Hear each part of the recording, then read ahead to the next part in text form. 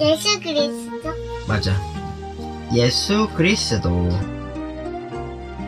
지금으로부터 2000년 전 유대의 나사렛 마을에 마리아와 요셉이 살고 있었어요. 얘가 마리아. 요셉. 남자가 요셉, 여자가 마리아. 요셉. 요셉, 마리아. 두 사람은 결혼을 약속한 사이였어요. 그런데 마리아는 요셉과 함께 살기도 전에 하나님의 성령으로 아기를 갖게 되었답니다. 요셉은 이 사실을 알고 마리아와 결혼을 하지 않으려고 했어요. 그때 요셉에게 천사가 나타났어요. 겁내지 말고 마리아를 데려오세요. 그리고 마리아가 아들을 낳거든 이름을 예수라 하세요. 예수는 사람들을 잘못된 길에서 구해주실 거예요.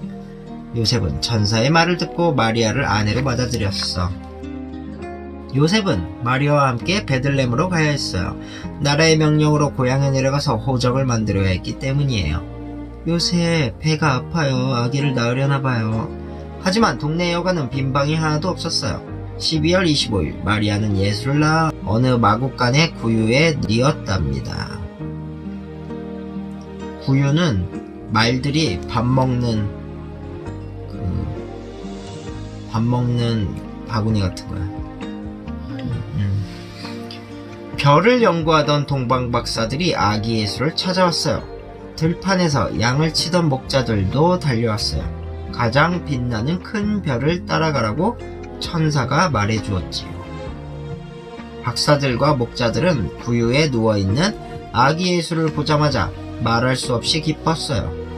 오, 천사가 말한 바로 그분이군요. 박사들은 엎드려 인사하고 보물 상자를 열어 선물을 드렸어요. 예수가 태어났을 때 나라의 임금님은 헤롯 왕이었어요. 헤롯 왕은 백성들을 사랑하지 않는 잔인한 왕이었어요. 어느 날 예루살렘에 유대인의 왕이 태어났다는 소문을 들은 헤롯 왕은 몹시 화를 내며 소리쳤어요. 군인들을 베들레헴으로 보내어 2살의 아기들은 모조리 죽여버려라. 하지만 요셉의 꿈에 나타난 천사의 말에 아기 예수는 무사할 수 있었어요. 헤롯 왕이 아기를 죽이려 하니 빨리 애굽으로 피해요. 요셉과 마리아는 아기 예수와 함께 애굽으로 가서 헤롯 왕이 죽을 때까지 애굽에서 살았어요. 1년 후 헤롯 왕이 죽자 그들은 나사렛으로 돌아왔어요. 예수가 12살 되던 해였어요. 큰 명절인 유월절 축제에 참석하기 위해 예수는 부모님을 따라 예루살렘으로 갔어요.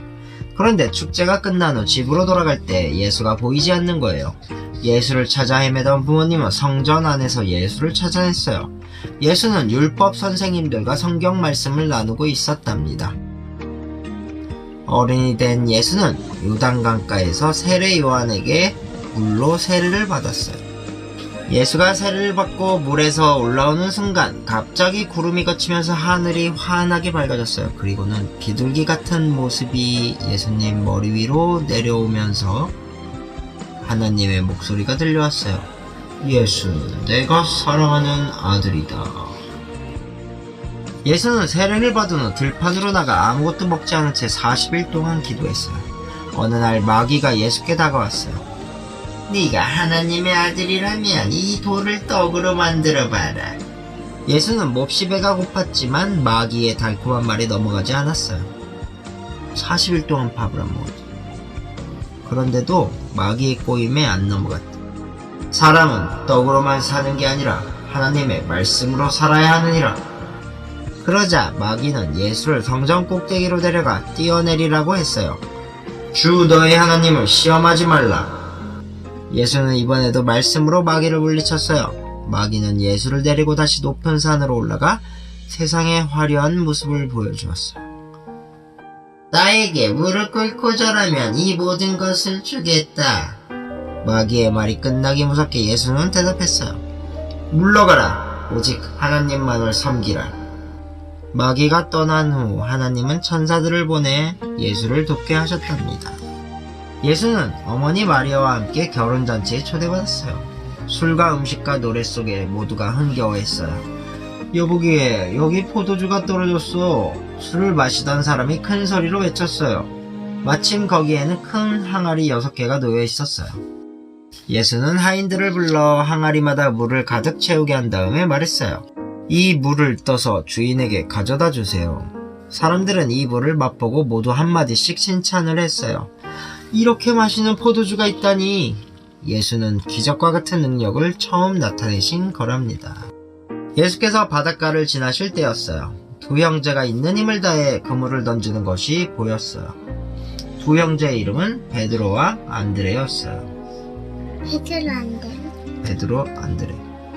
베드로와 안드레는 지난 밤 내내 고기를 한 마리도 잡지 못했어요. 형제는 그만 울상이 되어버렸어요.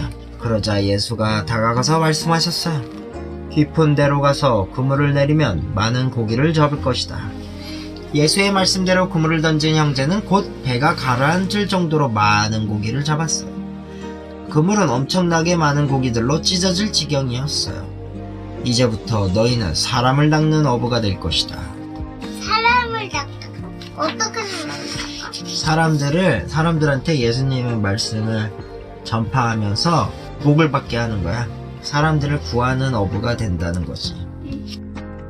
예수는 온 동네를 두루다니며 하나님의 가르침을 전하기 시작했어요. 어느 날 예수는 12명의 제자들을 데리고 산 위에 올라가셨어요. 많은 사람들이 예수의 말씀을 듣기 위해 모여들었어요. 마음이 깨끗한 사람은 복을 받고 하나님을 보게 될 것입니다. 여러분은 세상의 빛과 소금입니다. 모든 사람들을 착한 마음으로 대하세요. 예수의 말씀은 가난하고 외로운 사람들의 마음속에 평안을 주었습니다.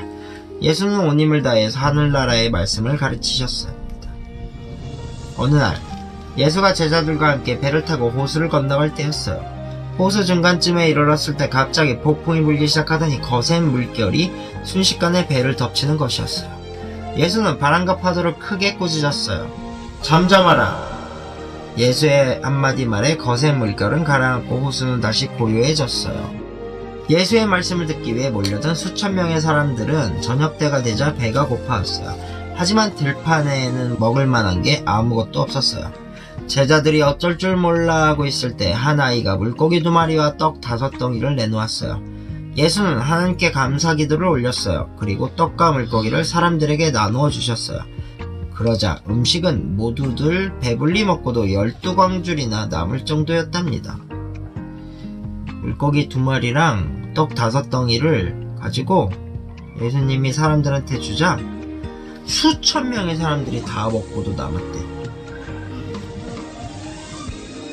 예수가 많은 사람들과 함께 어떤 집으로 가는 길이었어요. 12년 동안이나 피가 그치지 않는 부인병을 앓고 있던 여자가 사람들 틈에 끼어왔어요.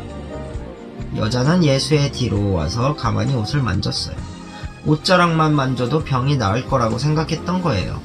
그 순간 여자의 몸에서 흐르던 피가 뚝 그쳤어요. 예수는 뒤를 돌아보며 말했어요. 누가 내 옷에 손을 대었느냐? 제자들은 사람들이 밀어댄 것이라고 했지만 예수는 하나님의 능력이 몸에서 나간 것을 알고 있었답니다. 예수는 그 밖에도 많은 사람들의 병을 고쳐주셨어요. 죽은 줄로만 알았던 소녀의 병을 고쳐주신 일은 너무나 유명하지요. 6월절이 가까워지자 예수는 예루살렘으로 갔어요. 나귀를 탄 예수는 가는 곳마다 수많은 사람들에게 둘러싸였어요. 예수의 앞뒤를 따라가면서 사람들은 환호성을 울렸어요. 예수가 우리의 왕이다! 6월절 마지막 날 예수는 제자들과 함께 빵과 포도주를 먹었어요. 이 떡은 너희를 위해 주는 나의 몸이니라. 또 이 포도주는 너희를 위해 흘린 나의 피니라. 예수는 그날 밤 겟세마네 동산으로 올라가 하나님께 간절히 기도했어요. 예수는 자기가 잡혀 죽을 것을 이미 알고 있었던 거예요. 율법 선생님들은 예수를 죽이려고 나쁜 일을 꾸몄어요. 선생님이 뭐냐면 이 당시에 하나님의 말씀을 사람들한테 이제 교회에서 말하는 목사님 같은 사람들 있잖아. 처음부터 있었지. 율법 선생님들은 예수를 죽이려고 나쁜 일을 꾸몄어요. 예수의 제자 중에 유다를 불러서 돈주머니를 주고 자기 편으로 만든 거예요. 유다는 그만 돈에 욕심이 나서 예수를 팔아버렸어요. 배신했다는. 돈이 왜 돈이 뭔데? 돈, 하리 돈. 근데 왜 욕심? 돈이 많으면 물건도 많이 사고 먹을 것도 많이 사고 부자가 되잖아. 그래서 마침내 예수는 로마 병사들에게 끌려가 재판을 받게 되었어요. 네가 하나님의 아들이라고? 로마의 우두머리는 거드름을 피우며 물었지만 예수는 아무 말도 하지 않으셨어요. 병사들은 예수의 옷을 찢고 얼굴에 침을 뱉었어요. 그리고 뾰족한 가시로 만든 왕관을 예수의 머리 위에 씌웠어요. 예수는 채찍에 맞으며 골고다 언덕으로 끌려갔어요. 예수는 십자가 모양으로 만든 나무에 못 박히게 되었답니다. 대낮인데도 하늘과 땅은 캄캄했어요. 쾅쾅. 예수의 손과 발에 커다란 대못이 박히자 시뻘건 피가 뚝뚝 떨어지기 시작했어요. 십자가 밑에 서 있던 마리아와 예수를 따르던 사람들은 슬픔과 무서움에 몸을 떨었어요. 예수는 아픔을 참고 십자가 위에서 기도했어요. 저 사람들이 한 짓을 용서해 주세요. 다 이루었도다. 예수는 마지막 말을 남기고 숨을 거두셨답니다. 로마 병사들은 긴 창으로 예수의 옆구리를 찔렀어요. 제자들은 예수의 시체를 십자가에서 내린 후 돌무덤에 모시고 큰 바위로 막아 놓았습니다. 예수가 십자가에서 돌아가신 지 3일이 지났어요. 무서워서 문 밖으로 나오지도 못하고 있던 제자들 앞에 천사가 나타났어요. 예수님은 살아나셨어요. 죽음을 이기고 부활하신 거예요. 제자들이 무덤으로 달려가 보니 정말 예수의 시체가 없었어요. 그날 저녁 제자들이 모여있는 집안에 부활하신 예수가 나타났어요. 그리고 못자국 난 손과 창에 찔린 옆구리를 보여주셨어요. 제자들은 주님을 보고 기뻐서 어쩔 줄을 몰랐어요. 부활하신 예수는 그 후에도 많은 사람들에게 나타나서 말씀하셨어요. 너희는 하나님의 말씀을 모든 사람들에게 전하여라. 나는 언젠가 이 땅에 다시 올 것이다. 이 말씀을 하신 후 예수님께서는 제자들이 지켜보는 가운데 하늘로 올라가셨답니다.